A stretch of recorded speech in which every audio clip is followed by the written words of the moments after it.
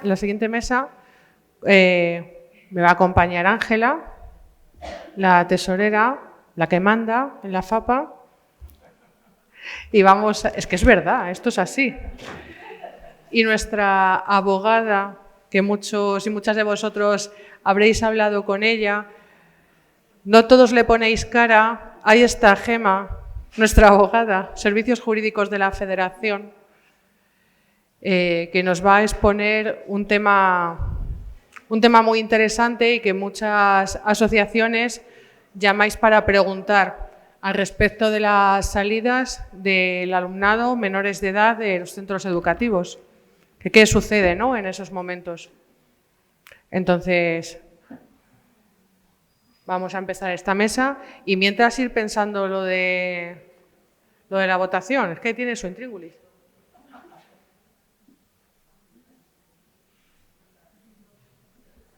Ángela.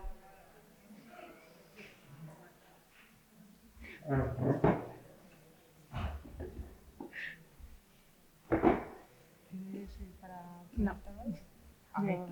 Ahí, a pelo. Ahí me gusta. No, porque la tenía hecha, pero si es que luego voy a mi bolo.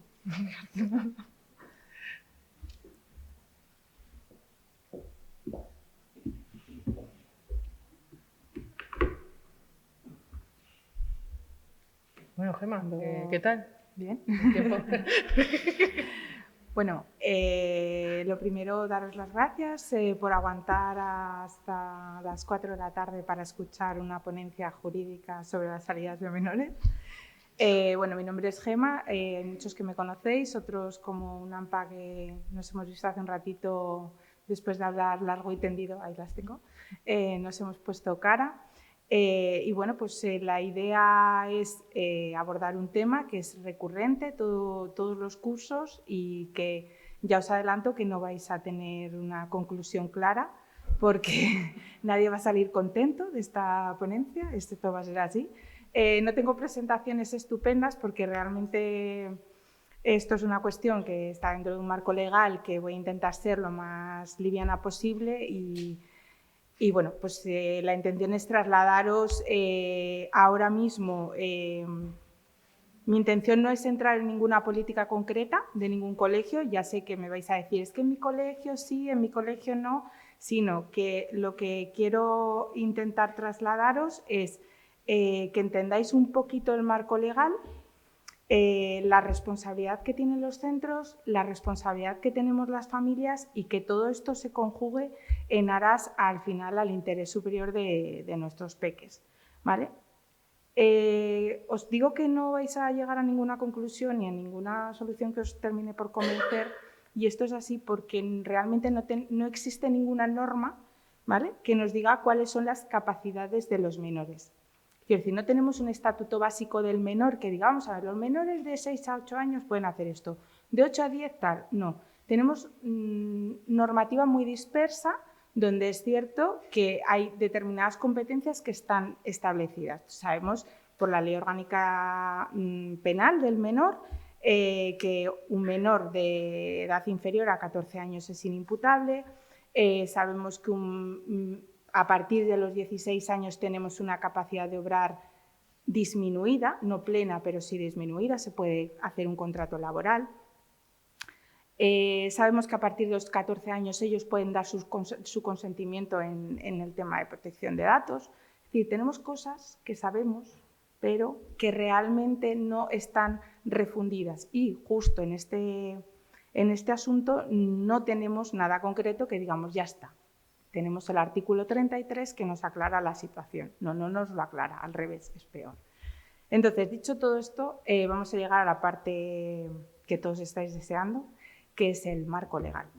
El marco legal, voy a ser muy buena, ¿vale? Inicialmente os voy a referir a 3 artículos.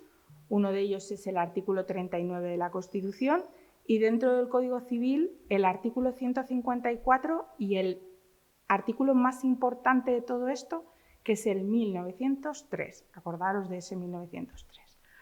¿Qué dice el artículo 39 de la Constitución? Bueno, el artículo 39 de la Constitución lo que viene a decir es que los padres tenemos el deber de prestar asistencia a los hijos, dice, bueno, habidos dentro o fuera del matrimonio, mientras sean menores de edad o en otro tipo de circunstancias.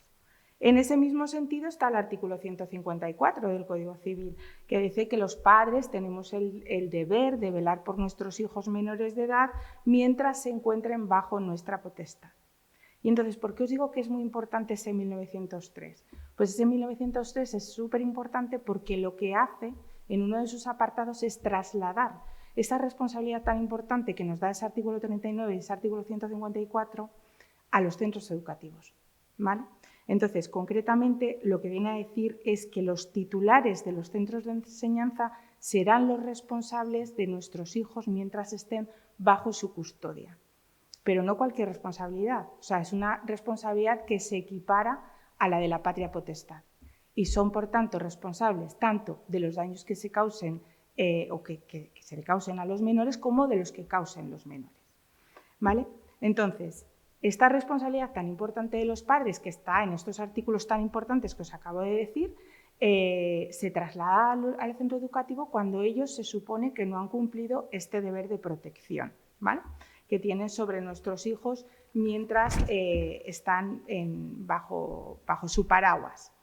Entonces, ¿qué incluye esta responsabilidad del centro? Pues esta responsabilidad del centro incluye la jornada lectiva, eso lo tenemos claro, ¿no? Entra por la puerta y hasta que termina. Las actividades complementarias, si se van de excursión, si hacemos una actividad que no es lectiva, pero que está bajo el paraguas del centro educativo.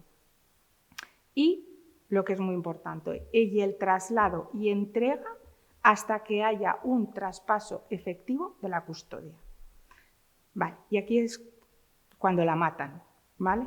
Porque dicen, ¿cómo se hace ese traspaso efectivo de custodia? Hombre, pues lo lógico y lo que el Código Civil nos dice es que ese traspaso de custodia efectiva se hace a una persona con plena capacidad de obrar, que tiene más de 18 años y por lo tanto yo, docente o dirección de centro, esa responsabilidad tan importante que yo tengo, que es, fíjate, con la de los padres, que me han dado ese niño, yo se lo tengo que dejar a otra persona igual de capaz, ¿no?, que yo.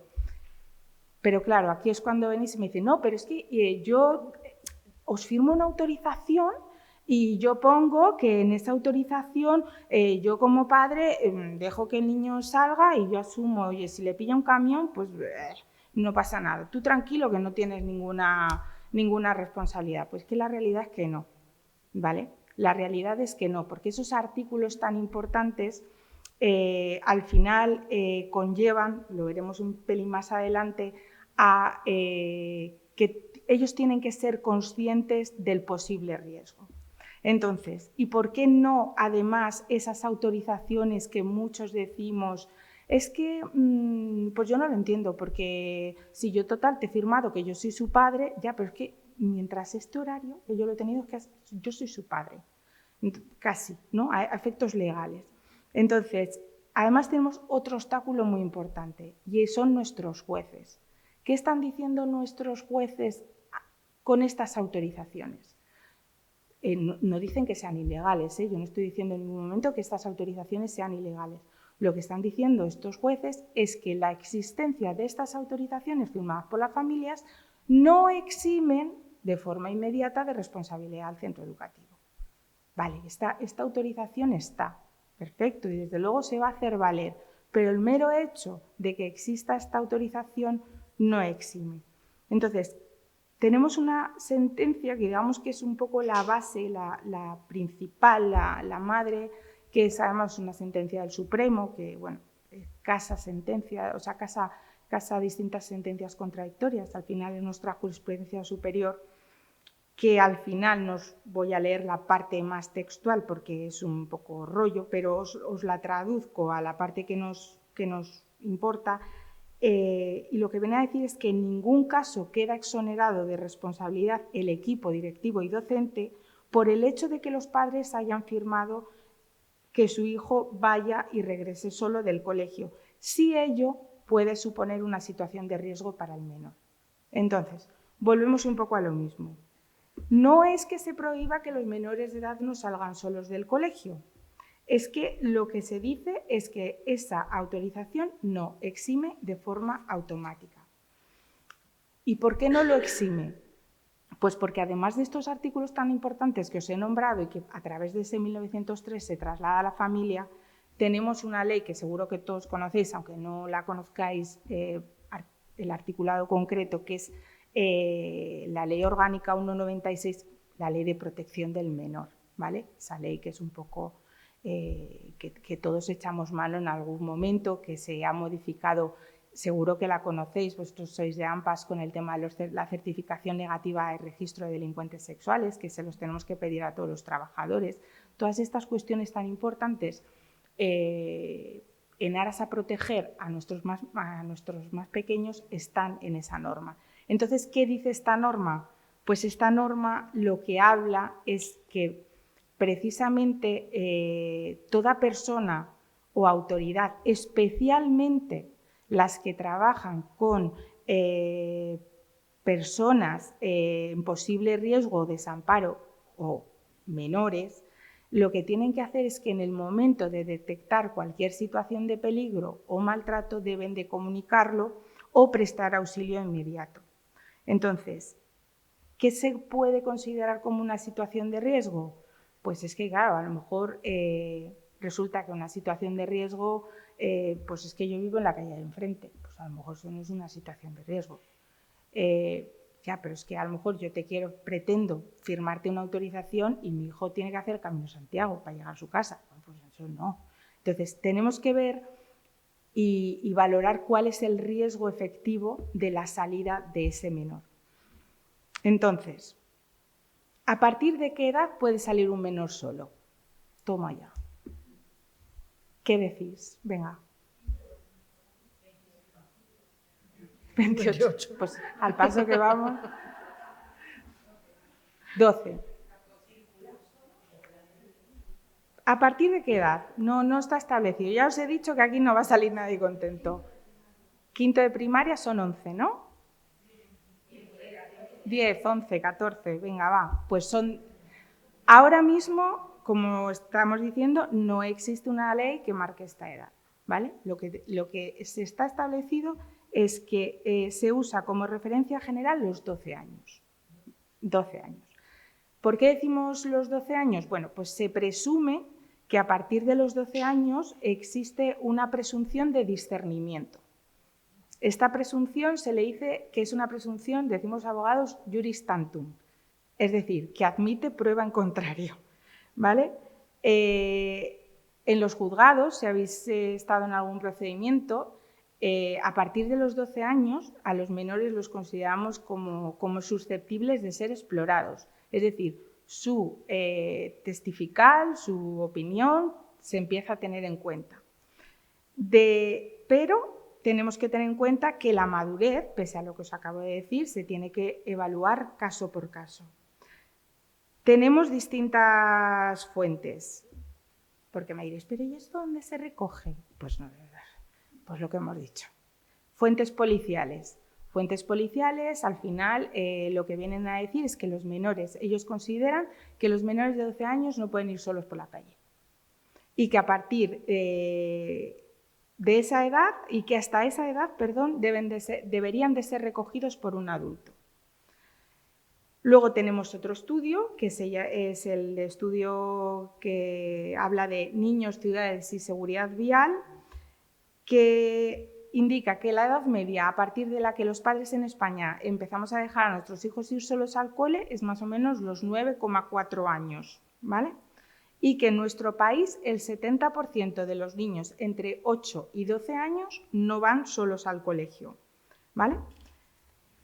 Tenemos también otra opinión que a mí me merece bastante, sobre todo en este ámbito, bastante, pues bueno, fiabilidad y de alguna manera bastante respeto, y es del doctor en psicología Javier Urra, que fue el primer defensor del menor de la Comunidad de Madrid, que lo que nos dice es que no es bueno que los niños menores de 10 años vayan solos al colegio, porque se considera que todavía no están preparados para conocer ciertos riesgos o enfrentarse a una situación en la que un extraño trate de engañarlos.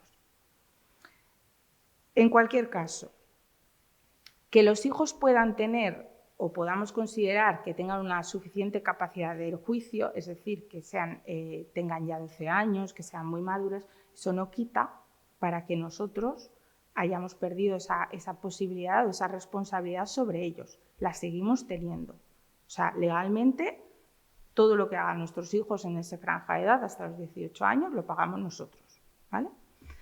Entonces, otra pregunta o otra cuestión que se nos plantea muy a menudo. Vale, ¿y si lo recoge su hermano mayor? Porque es que total, si su hermano mayor ya tiene 14 años, súper mayor, y oye, pasa por el colegio, lo lleva y tal. Vale, pues, sorpresa, tampoco tenemos una norma que establezca la edad mínima para recoger a otro menor. ¿Qué valoramos en este caso? Pues lo mismo que se puede valorar para el caso de que salgan los niños pequeños. Pues el grado de madurez de este niño que va a recoger a otro niño, lógicamente, no es lo mismo que venga un hermano con 16 años que venga un hermano con 13, que es un destarambanao. ¿Vale? La distancia y el entorno urbano, como decimos, no es lo mismo ese director que asume esa autorización porque sabe que el niño viene y vive 2 calles más para allá, que ese director que puede ser consciente de que se le está dando una autorización para que esos 2 niños se cojan un cercanías, 2 metros y un autobús. Quiero decir, la situación cambia. El riesgo objetivo, lo que hablamos, el horario, el tráfico, la iluminación, hay muchas cuestiones a tener en cuenta. En general, se desaconseja que niños demasiado pequeños, y cuando hablamos de demasiado pequeños estamos en esa franja de 13, 14, vayan y recojan a niños menores de edad, ¿vale? ¿Qué hacen los centros, entonces, con todo este pastel que os acabo de soltar ahora mismo? Pues los centros tienen autonomía para organizar todo este tipo de cosas. La Ley Orgánica de Educación, concretamente en su artículo 120, dice que los centros disponen pues no solo de autonomía pedagógica, de gestión y demás, sino que tienen autonomía de organización, autonomía de funcionamiento. Entonces, los centros sí que pueden regular quién recoge a los niños, el procedimiento de salida y a qué edades permiten la autonomía, ¿vale? ¿Qué es lo que está pasando y qué es el problema que nos estamos encontrando? Que cuando nosotros, como padres, trasladamos esta problemática al centro y los directores de repente ven que tienen que gestionar un montón de casuísticas particulares de tal, y que la Consejería de Educación, no sé si hay alguien de la Consejería ahora a estas horas, pero que se aguanten, les dicen, después de todo lo que yo os acabo de contar, que es lo mismo, les dicen, tú la llevas, porque se lo dicen, no, mira, todo esto es muy importante, tú tienes la responsabilidad, tú tienes, fíjate, el 1903, y tienes que mirar el riesgo y tienes que tener en cuenta que la jurisprudencia no te acoge y que yo no te voy a dar cobertura legal. Entonces, claro, la dirección que hace, pues tira por la calle en medio. Y es que no sale ningún niño de mi colegio que no sea recogido por un adulto. Y no se les puede reprochar un mal funcionamiento, sino que la norma está como está, ellos no pueden asumir el tener en cuenta la edad orientativa, la madurez de cada uno, valorar el riesgo objetivo de ¿tú cuánto de lejos estabas? 3 paradas de metro, eso que es mucho o poco, no lo sé. Todo eso, al final, lo que hace es que como no ayudamos a nivel normativo a que haya un paraguas legal que recoja esa autonomía de estos niños más pequeños, pues nos encontramos con centros educativos que directamente, ¡bum!, sueltan la bomba y dicen, aquí no se va ningún niño solo del centro que no esté recogido por un mayor de edad.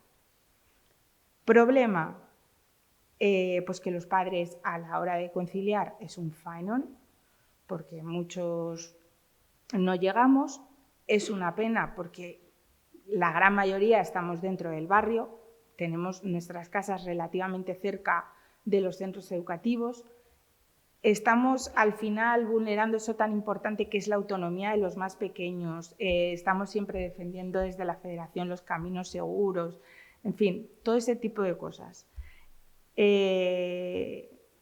¿Horizonte de esto? Pues malo, ya lo digo yo, malo porque la realidad es que Como habéis visto, las normas que os he comentado son normas muy altas. Estamos hablando de un código civil, de una constitución, de leyes orgánicas. Entonces, o regulamos la capacidad de obrar de estos niños más pequeños, o ahora mismo, como no tenemos normativas que regulen la capacidad, sino que tenemos normativas que regulan quién es el responsable, es decir, la responsabilidad, pues nos encontramos en un camino bastante cerrado. O tenemos directores y directoras valientes que dicen que ya saldrá el sol por Antequera, yo dejo salir y si pasa algo ya veremos. Pero el problema es que cuando pasa, y eso lo hemos vivido en la federación, todos participamos del procedimiento judicial. Porque cuando un niño tiene un problema de camino a su casa y va solo, y entonces viene la ambulancia y entonces viene la policía y entonces dicen, y este niño que tiene 11 años y está solo por la calle y le ha atropellado, que el niño no está mal, quiero decir, no vamos a pensar que el niño se muere, pero de repente ahí hay un atestado de la policía. Niño de 11 años va solo por la calle, tacatá, tacatá. ¿Quién la ha dejado salir? Y entonces el juez empieza a preguntar, ¿y quién la ha dejado salir? ¿Y los padres? ¿Y este niño? ¿Y dónde vivía? Y tal. Entonces, que luego, quizá en última instancia, decidamos o se decida por su señoría que efectivamente no había un riesgo jurídico notable en ese traslado, que había una autorización de las familias, que había determinadas cuestiones que al final abocaban a que, en principio, ese niño tenía capacidad suficiente, madurez suficiente para poder salir solo y que ha sido una cuestión pues, bueno, de mala suerte. Pero la realidad es que normativamente, y por desgracia, es ahora mismo lo que tenemos.